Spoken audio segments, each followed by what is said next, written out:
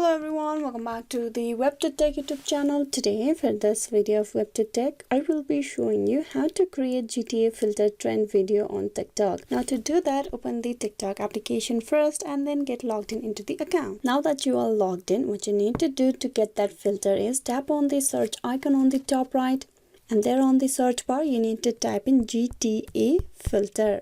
Once you do that, you will find all the filter over here, and from there you go and tap on the top one. Now here you need to tap and use this effect. Now once you do that, you need to make sure that you put your camera straight to your face. Now keep straight to your face over here, and you need to tap on record.